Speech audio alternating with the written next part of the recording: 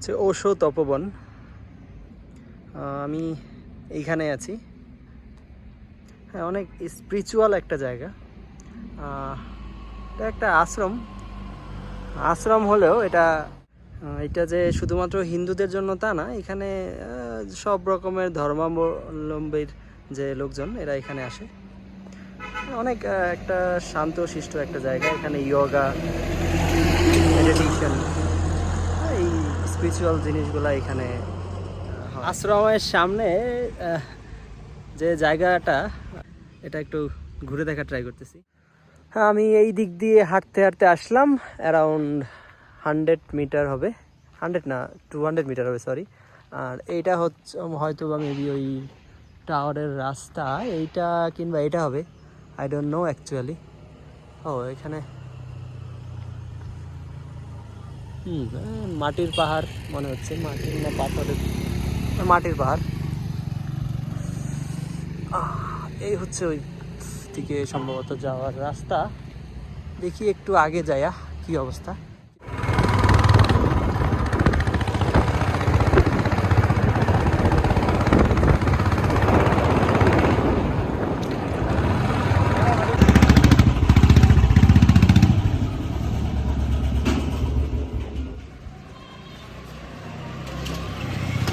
আর শেষমেশ টাওয়ারের অনেক কাছাকাছি চলে আসছি। এক ভাই পাইলাম, ওই হিচ হাইকিং করলাম আর কি। তো ওনার বাসায় এটা, উনি ওপর দিকে আসতেছিল, তো ওনার বাইকে লিফট চাইলাম। বাস, কোনো কথা নেই, বলতে দেরি জাস্টই আসলো।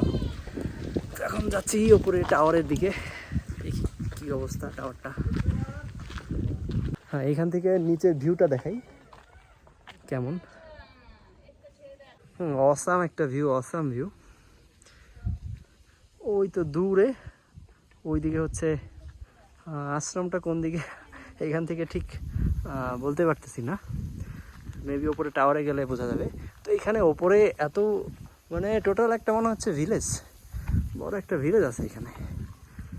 সুন্দর, শান্ত শিষ্ট, অল্প কিছু কিছু বাড়ি জায়গা, একদম পাহাড়ের ঢালে। এইখান থেকে একটু ভাঙাচোরা রাস্তা, ধীরে ধীরে হাঁটি হাঁটি পাপা করে উপরে উঠতেছি। নেপালে বেশিরভাগ লোকজন হিন্দু, যেটা মনে হচ্ছে, কারণ সব বাসার সামনেই হিন্দু দেবদেবীর মূর্তি রয়েছে। আরও ধর্মাবলম্বীর লোক রয়েছে মেবি। ও ओरिजिनल क्या बताओ, स्टैटिस्टिक्स हमें नहीं पता, वो गूगल करके देख लेंगे।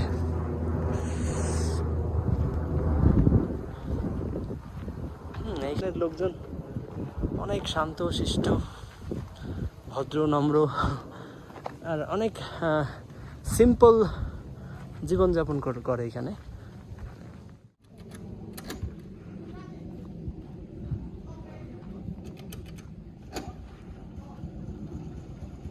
তো একটা ধাবার মতো, তো এখানে ওপর থেকে হাইকিং করতে করতে একটু মানে ক্লান্ত হয়ে গেলে রেস্ট নেওয়ার জায়গা।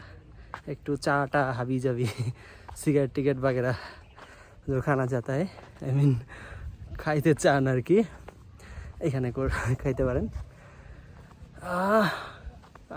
এটা অনেকটা মনে হচ্ছে যে আমাদের সাজেকে যে উঠি না, ওই টাইপের। সাজেকের তো হাইকিং ছোট, এটা অনেক বড়। তো ওই রাস্তা যদি আমাকে বাইক দিয়ে না নিয়ে আসতো, তাহলে আমার আস্তে আস্তে খবর হয়ে যেত।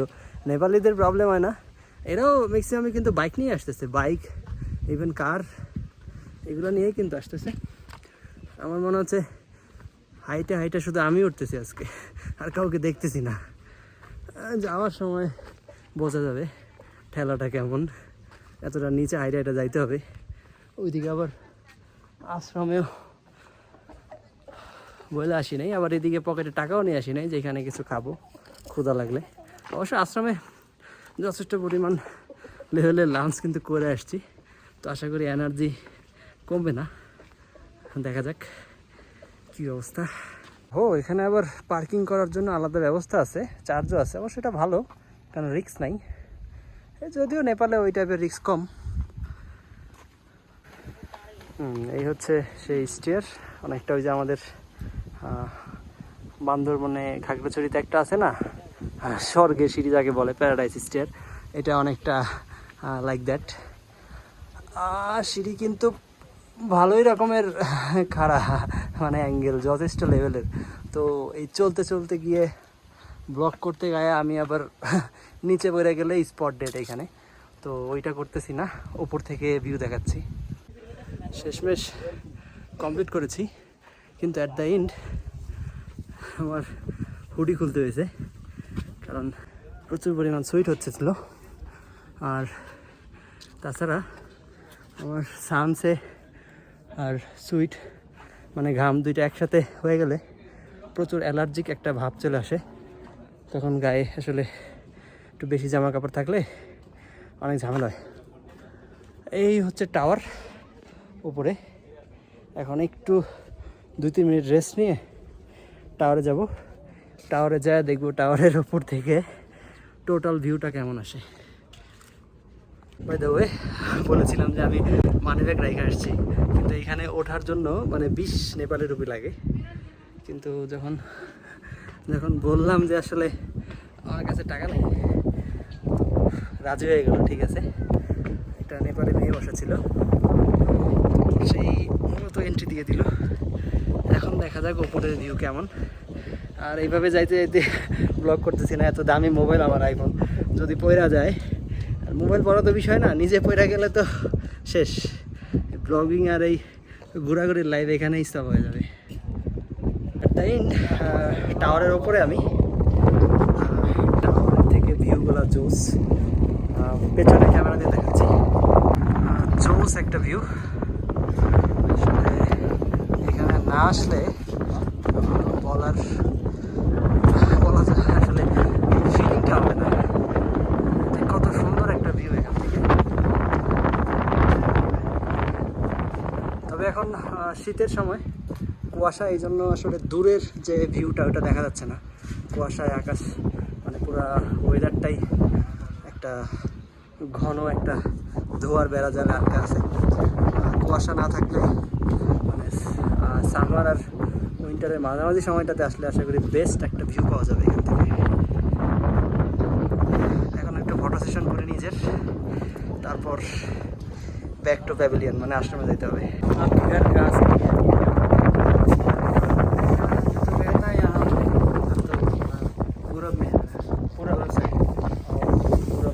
अच्छा अच्छा,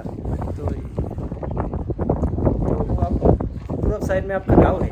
हाँ गाँव है, जहाँ पे अच्छा, तो यहाँ पढ़ाई करने के लिए इधर में आके। अच्छा अच्छा अच्छा, तो करीबन कितने दिन से आप यहाँ पे हो? बहुत हो गया, 5 साल हो गया। 5 साल से इधर ही रह रहे। प्लस 2 में आया था, बैचलर में पहुँच के इधर ही आया। अच्छा अच्छा, ये यहाँ पे कौन सी टाइम में घूमने के लिए अच्छा होता है? घूमने के टाइम काठमांडू में या और जगह में? और जगह में काठमांडू में जाएंगे इस टाइम में नवंबर स्टार्ट। अच्छा अच्छा, अगर आप ये क्या माउंटेन की तरफ जाना चाहते हैं तो यहाँ पे काठमांडू यहाँ से नज़दीक और कोई जगह है टूरिस्ट स्पॉट जहाँ पे घूम सकते हैं, अच्छा लगेगा, ऐसा कुछ जगह है क्या? उतना ज़्यादा तो नहीं है, लेकिन यहाँ से अब यही एक हो गया, आप आए चुके इधर। अच्छा, दूसरा ऐसा ही वो जो दिख रहे हैं ना आपको, हाँ सबसे बड़ा वाला वो है क्या, उसका नाम शिवम है? अच्छा,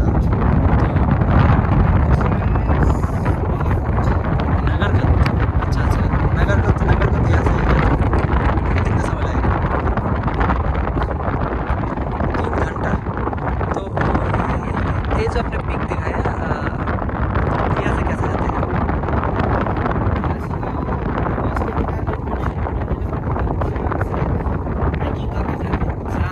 4 घंटे का अगर ऊपर जाना चाहते हैं।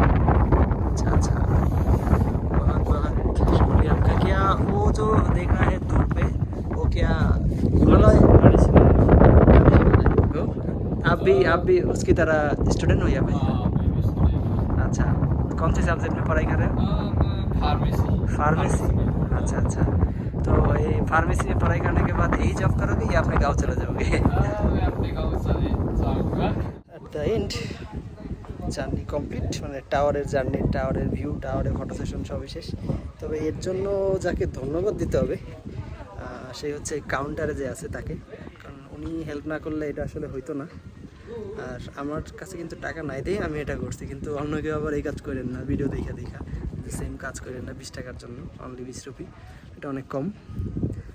এই তো মানে ওনাকে ধন্যবাদ দিতে হবে। নামার সময় দুইটা রাস্তা আছে, একটা হচ্ছে সিঁড়ি দিয়ে, যাদের একটু ভয় লাগে এত খাড়া সিঁড়ি দিয়ে নামতে, তারা আমার মতো আমার আসলে ভয়ের জন্য না, চাচ্ছিলাম ডিফারেন্ট একটা ফিল নিতে। তো এই যে আরেকটা রোড, তো এই রোড দিয়ে ঠিক সিঁড়ির ওই পাশ দিয়ে নামবে, একটু ঘুরে আর কি, বেশি না। তবে সিঁড়ি দিয়ে নামতে যতক্ষণ লাগবে আমাদের মতো মানে যারা মাউন্টেন বয় না, মানে তাদের কাছে, আমি মনে করি তাদের জন্য এইভাবে ঘুরে যাওয়াই বেটার। কারণ আমরা যেভাবে আস্তে আস্তে ধীরে ধীরে নামবো আর এই দিক দিয়ে অনেক ফাস্ট চলে যাব। পুরা জঙ্গলের একটা ভিউ আর কি। এখানে একটা ছাগলের গন্ধ আসতেছে, মানে আশেপাশে ছাগল টাগল আছে, ছাগল পাঠা এই টাইপের কিছু হইতে পারে। তো ওই রকম সেন্ট আসছে নেপালে পাহাড়ের উপরে, মানে পাহাড়ি মুরগি। বাহ, এত সুন্দর তরতাজা, দেখে মনে হচ্ছে একটারে লইয়া মানে সুন্দর করে ওই যে কি যেন বলে, রেজালা টাইপের বানায় খায় ফেলি। জোস একটা জিনিস, মানে পাহাড়ি ধস বাঁচানোর জন্য অনেকটা এই টাইপের মানে পাথর দিয়ে তার মধ্যে ঢালাই করে দিয়েছে।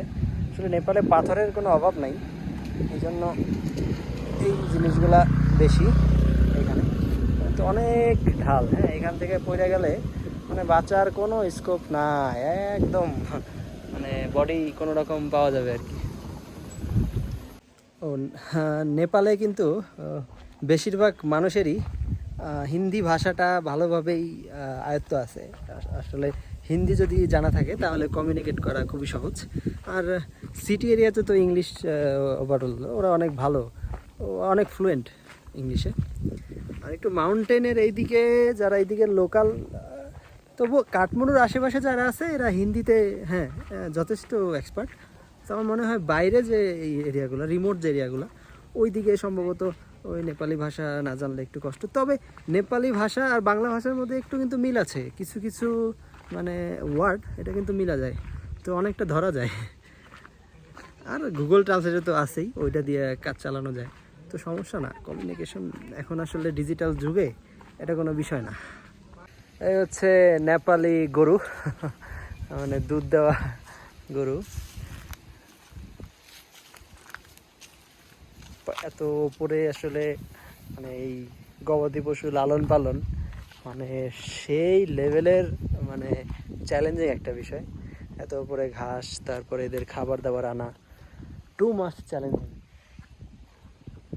এখানে রিসোর্টও আছে, চাইলে এখানে মনে হয় থাকাও যাবে, দি ভ্যালি ভিউ রিসোর্ট। থাক, আমার রিসোর্টের দরকার নেই, আমার অলরেডি থাকার জায়গা আছে ওশো তপবনে। ওই তো দূরে দেখা যাচ্ছে, এটা হচ্ছে তাহলে কাঠমান্ডু সিটি। আচ্ছা, তো ওইখানেই আমি এই কয়দিন ছিলাম। আচ্ছা, যদিও আসলে যেখানে ছিলাম ওইখানকার ভিডিও আসলে করা হয় নাই, কারণ কাঠমান্ডু নিয়ে অত বেশি ভিডিও বানানো হয় নাই বলতে বানাই নেই, মানে কাঠমান্ডুতে আসার দিনের পর দিন থেকে ভিডিওই বানাই নেই, মানে আসলে ঘোরাই হয় নাই। কাঠমান্ডুতে সিটিতে যে টেম্পলগুলো আছে একটাতেও যাওয়া হয় নাই, মানে টোটালি 2 দিন জাস্ট ঘুমাইছি আর খাইছি দাইছি, ঘুরছি বলতে ওই তো জাস্ট থামেল দিয়া একটু হাঁটাহাঁটি, এই তো এইটুকুই হয়েছে। অ্যাট দ্য ইন্ড বলতে আসলে কিছু নাই, টাওয়ারের জার্নি এখানেই শেষ হচ্ছে। তো এখন যাচ্ছি ব্যাক টু দ্য প্যাভিলিয়ন, মানে ওই ওশো তপবনে, ওই আশ্রমে আমি আছি। তো এখানে ভলেন্টিয়ারি করতেছি, এটা তো আগেই বলেছিলাম। পাহাড়ের ওপরেও এখানে কিন্তু শাকসবজি চাষ হচ্ছে, এই যে দেখা যাচ্ছে এখানে ভালোই শাকসবজি চাষ হচ্ছে। আর এখানে সবচাইতে যেটা কঠিন একটা বিষয় সেটা কিন্তু মানে পানি। আর এখানে কিন্তু নিচ দিয়ে পাইপিং করা আছে, তো পাইপ দিয়ে মানে একদম গ্রাউন্ড থেকে এখানে পানি চলে আসতেছে। আরেকটা মজার জিনিস, তো এখানে স্কুল বাস এত করে স্কুল বাসও আসে। এই তো বাচ্চাটাকে নামিয়ে দিয়ে গেল বাসটা, কিউট দুটা বাচ্চা। হ্যালো,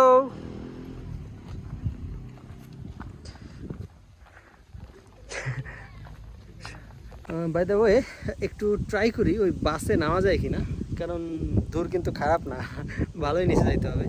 তো বাস দিয়ে যদি নিচে যাওয়া যায় তাহলে কিন্তু খারাপ হয় না। দেখি একটু ওয়েট করি, বাস এদিক দিয়ে আসলে ট্রাই করি যে বাসে ওঠা যায় কিনা শুধু নিচে যাওয়ার জন্য।